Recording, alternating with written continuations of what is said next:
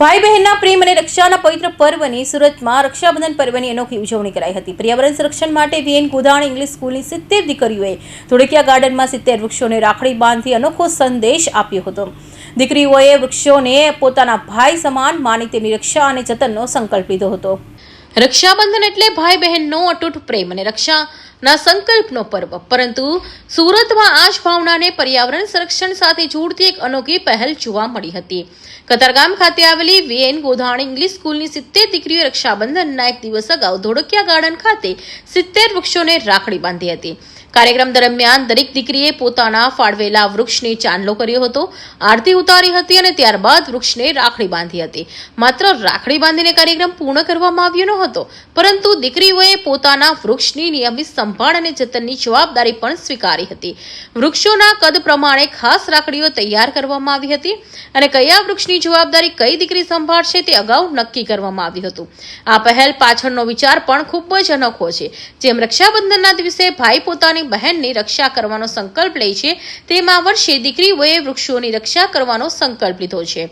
વૃક્ષો માટે પર્યાવરણ દ્રષ્ટિકોણ નહીં, પરંતુ લાગણી અને આત્મીયતાનો સંબંધ વિકસે તેવો પ્રયાસ કરવામાં આવ્યો છે।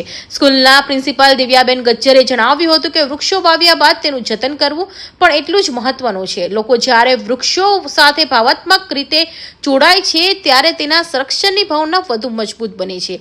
આ અનોખી પહેલ એક પેડ માં કે નામ અભિયાન સાથે પણ જોડવામાં આવી છે।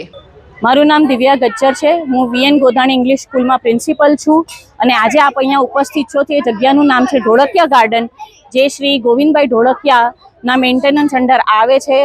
અને આજે રક્ષાબંધનનો જે પર્વ છે સુરત શહેરમાં, તો અમે એવો વિચાર કર્યો કે આ ઝાડની રક્ષાના માટે કોણ પ્રાર્થના કરશે, એટલે અમે આ છોકરીઓને જાતે સ્વ હાથે બનાવેલી રાખડીઓ લઈ આવ્યા અને છોકરીઓ અહીંયા કંગુ, તિલક અને આરતી ઉતારીને ઝાડોને રક્ષાની ભગવાનને પ્રાર્થના કરી છે। કેટલા વૃક્ષોને રાખડી બાંધવામાં આવે? લગભગ 140। આનાથી શું મેસેજ લોકોને? આનાથી એ જ મેસેજ જશે કે ભાઈ ઝાડની પણ રક્ષા એટલી જ જરૂરી છે। જો બેન એના ભાઈની રક્ષા માટે પ્રાર્થના કરે છે, તો આ ઝાડની રક્ષા પણ એટલી જ જરૂરી છે। નહીં તો આપણે ભવિષ્યમાં ગ્લોબલ વોર્મિંગ જેવા દૂષણનો સામનો કરવો પડશે। એટલા માટે અમે આ ઝાડની રક્ષાની પ્રાર્થના માટે આટલી બધી છોકરીઓને અહીંયા લેતા આવ્યા છે।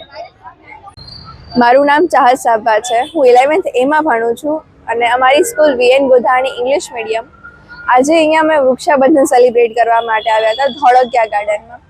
ખૂબ જ સરસ પ્રોગ્રામ હતો। આ પ્રોગ્રામની અંદર અમે લોકોએ વૃક્ષોને આવી રીતે રાખડી બાંધીને એ લોકોની આરતી ઉતારીને અમે અહીંયા વૃક્ષાબંધન સેલિબ્રેટ કરી છે। એક નવી વસ્તુ કરવા માટે અમારી સ્કૂલે અમને પ્રોત્સાહન કર્યો અને અમે બહુ મજા આવી આ સેલિબ્રેશનમાં। વૃક્ષોને કેટલું સાચવવું જરૂરી છે? વૃક્ષોને સાચવવું એટલું જ જરૂરી છે જેટલું આપણે આપણા ભાઈને સાચવીએ છીએ, કારણ કે એ પણ આપણી પ્રોટેક્ટ કરે છે અને આપણો ભાઈ પણ આપણને પ્રોટેક્ટ કરે છે। અમે અહીંયા ઓલમોસ્ટ ધોળકિયા ગાર્ડનમાં જેટલા પણ વૃક્ષો છે બધાને વૃક્ષોને રાખડી બાંધી, કારણ કે અમે બહુ બધી ગર્લ્સ અહીંયા લઈને આવ્યા છે। બધા સ્કૂલ તરફથી બહુ બધી ગર્લ્સ અહીંયા આવી છે અને બધી ગર્લ્સે બધા વૃક્ષોને ઓલમોસ્ટ રાખડી બાંધી છે। ગોવિંદભાઈ ધોળકિયાએ જણાવ્યું હતું કે વૃક્ષારોપણ સાથે તેના સંરક્ષણ અને જતનને પણ જન આંદોલન સ્વરૂપ મળે તેવો પ્રયાસ કરવામાં આવી રહ્યો છે।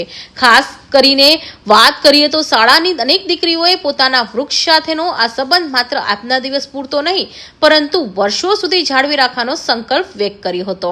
દીકરીઓએ કહ્યું કે તેઓ દર વર્ષે રક્ષાબંધનના પર્વે પોતાના વૃક્ષોને રાખડી બાંધશે અને તેની સંભાળ રાખશે। અર્થાત આજે જે વૃક્ષને રાખડી બંધાય છે તેની સાથે આવનારા વર્ષોમાં પણ એક લાગણીસભર સંબંધ જળવાઈ રહેશે।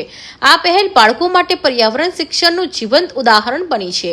વૃક્ષો વાવો, તેને ઉછેરો અને તેનું રક્ષણ કરો। આ સંદેશ રક્ષાબંધનના પવિત્ર પર્વ સાથે જોડીને સમાજ સુધી પહોંચાડવામાં આવ્યો છે। Bureau report, Hind TV news, Surat.